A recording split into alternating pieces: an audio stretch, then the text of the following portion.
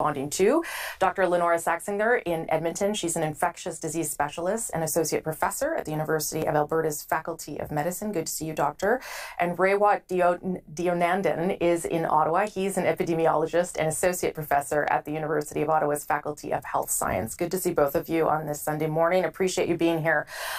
I think everyone in the country is sort of in a state of shock that we are back at this place, and in some cases with record high numbers across the country in certain provinces. Have we missed the window to get a handle on this? I'll start with you, Dr. Saxinger. If we haven't missed the window, we're getting very close to missing a window. I think we were just hearing about how divided public sentiment is, and I think that's driven an actually mostly ineffectual political response in a lot of places, because we know from science that early rapid control can reduce the size of a surge and actually protect both health and also the economy. But I think that there's been some misinformation that has infiltrated our population, and that it is resulting in a really difficult situation right now where people are both calling for lockdowns and actually advocating very strongly against them. And I think that's kind of the core challenge right now, because things are not going well in the healthcare system.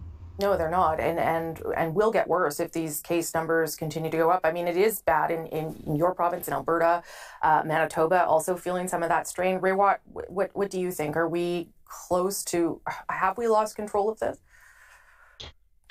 In some sense, yes. Look, it's never too late to turn around and do things appropriately. There are at least 4 lessons that I've derived from looking at the countries that have done this well. And the countries that have done really well, they act early and they act hard. And number 2, they identify cases well. Number 3, they monitor their borders to prevent reinfection. And number 4, they have a consistent national strategy, because the principles of containment have to be applied uniformly across the country. We've done none of these things well, and it's not too late to start the process of reinvesting in those strategies. So I hope this is a wake-up call for our decision makers. I want to play a clip of the Prime Minister. He was expressing frustration sort of through the week with provinces, spoke to premiers at the end of last week, and there seemed to be some movement then as provinces started to lock down in ways. But he was talking about health resources, healthcare resources, and sort of what could happen, the fact that they are not infinite. Here's a little bit of what the Prime Minister said on Friday, and I'll get your take on the other side.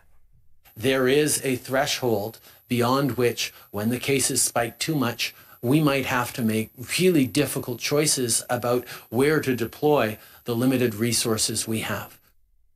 Doctor, I'll go to you first on that. What do you make of that? But perhaps more particularly, what should provinces make of it? Should they be concerned?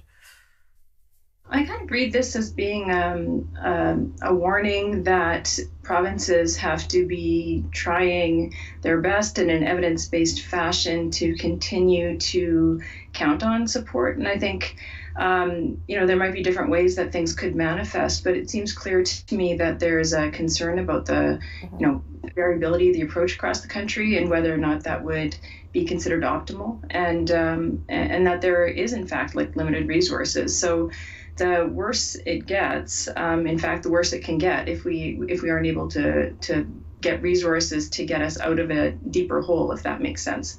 Yeah, it does. Raywat, your thoughts on whether provinces and whether Canadians, frankly, should be concerned that we are maybe getting into, a difficult moment.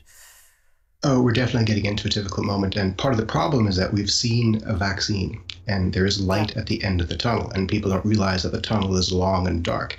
And we need a strategy to persevere while we wait for the vaccine to bring the light. And that strategy has to include, unfortunately, some strategy, perhaps some restrictions to get the cases under control. The debate is what those restrictions need to be and how intense they have to be. Let me ask you about school closures, both of you. Quebec has put it on the table as a possibility. Even Ontario was contemplating perhaps a longer Christmas break. Doctor, it doesn't seem to me like there are a million outbreaks at schools across the country, but tell me whether you think that would actually work, whether that would have an impact. Here I think we're hampered by a data problem because until recently, it really did look like schools were mirroring the cases in the community, not necessarily amplifying them. There didn't seem to be a lot of evidence of school-based transmission, basically. But now a lot of places have not been able to sustain contact tracing. And if things have shifted, as epidemics do, to include more transmission within the school setting, then I think school shutdown, even briefly, might be very important to help control. But that might be different across the country. And so I think it is important to use data to make a prescription for what needs to be done on the school side. Yeah. We know that controlling community transmission will definitely help the schools. And so I would put that as priority one uniformly, for sure. Yeah, Raywat, do you think that could have an impact? Oh, it could, but I agree with Dr. Saxinger that closing schools has to be our last resort. We have to do everything we can to keep them open. Everything depends on the schools. If the schools aren't open, parents have to stay home and businesses close, et cetera, et cetera, et cetera. Yeah. So the goal has always been to keep community load low to keep the schools open, and we're failing there. What is it that governments, and I realize it's very much a regional pandemic, different in one province to the next, but what is it that governments are not doing that they should be doing, Dr. Saxinger? I think that we've had a problem with, first of all, having a cohesive response that people can understand what the restrictions are. I think there's been delays in putting in needed restrictions that are related to the politicization and the miscommunication, misinformation. And so between the delays and the confusion, we've had a very inconsistent response. And it really is becoming more and more important to have a swift and decisive and clear response. And the window for that is really closing. Raywat? Yeah, we need a national strategy, no question. That strategy should be either elimination or hard suppression, followed by good mitigation with contact tracing at its core. So we have to invest in and deploy better and more intense public health assets. I think the solution is pretty obvious. Okay. Thank you both very much for joining us. Appreciate it. I know it's on everyone's mind, obviously yours as well. We appreciate your expertise. Dr. Lynora Saxinger is with the Division of Infectious Diseases at the University of Alberta, and Raywat Deonandan, I'm going to be better with your last name, Raywat, is with the School of Health Sciences at the University of Ottawa. Thank you both. Have a good day.